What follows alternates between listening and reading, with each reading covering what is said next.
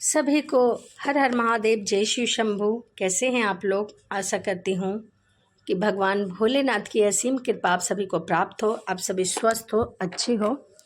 इसी कामना के साथ आज हम सुनेंगे सोम प्रदोष व्रत की कथा। जो सोमवार को प्रदोष पड़ता है उसे सोम प्रदोष कहते हैं। वैसे तो सप्ताह में 7 दिन होते हैं और जिस दिन जो प्रदोष पड़ता है, जैसे रवि प्रदोष, सोम प्रदोष, मंगल प्रदोष, बुध प्रदोष, बृहस्पति प्रदोष, शुक्र प्रदोष, शनि प्रदोष, तो इसी तरह जिस दिन को जो प्रदोष पड़ता है उसे उसी नाम से जाना जाता है। तो आइए मन में भगवान भोलेनाथ का ध्यान करते हुए और सुनते हैं हम सोम प्रदोष व्रत की कथा। एक समय की बात है कि एक नगर में एक ब्राह्मणी रहा करती थी। उसके पति का स्वर्गवास हो गया था। वह अकेली ही रहती थी। उसका अब कोई भी सहारा नहीं था। इसीलिए वह सुबह होते ही उसका एक छोटा सा पुत्र था, उसे अपने साथ लेकर भीख मांगने निकल पड़ती थी, जिससे उसका और उसके पुत्र का पेट भरे और वह भीख मांगकर ही अपने बच्चे को पालती थी। उसका यह प्रतिदिन का नियम था। एक दिन ब्राह्मणी भिक्षा मांगकर लौट रही थी तो उसे रास्ते में एक लड़का घायल अवस्था में कहराता हुआ मिला। ब्राह्मणी दयावश उसे अपने घर ले आई, क्योंकि किसी की सहायता करना पुण्य का काम होता है। यह सोचकर वह उस बालक को अपने घर ले आई। लड़का विदर्भ का राजकुमार था। शत्रु सैनिकों ने उसके राज्य पर आक्रमण करके उसके पिता को बंदी बना लिया था और उसे घायल कर दिया था, राज्य पर नियंत्रण कर लिया था। इसीलिए वह मारा मारा इधर से उधर फिर रहा था। राजकुमार ब्राह्मण पुत्र के साथ ब्राह्मणी के ही घर में रहने लगा। एक दिन की बात है, अंशुमती नामक एक गंधर्व कन्या ने राजकुमार को देखा। वह राजकुमार पर मोहित हो गई।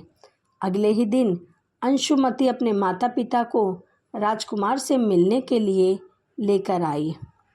उन्हें भी राजकुमार पसंद आ गए।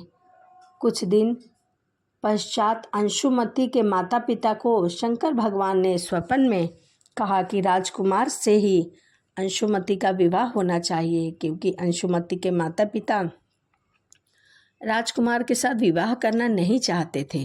परंतु भगवान शिव के स्वप्न द्वारा दर्शाने पर उन्होंने वैसा ही किया। अंशुमती का विवाह राजकुमार के साथ करवा दिया। ब्राह्मणी जो थी वह प्रदोष का व्रत रखा करती थी। प्रदोष व्रत करने के साथ ही भगवान शिव की पूजा पाठ भी किया करती थी। तभी व्रत के प्रभाव और गंधर्व राज की सेना की सहायता से राजकुमार ने विंध्यर्व के शत्रुओं को खदेड़ दिया और पिता के साथ फिर सुखपूर्वक निवास करने लगा।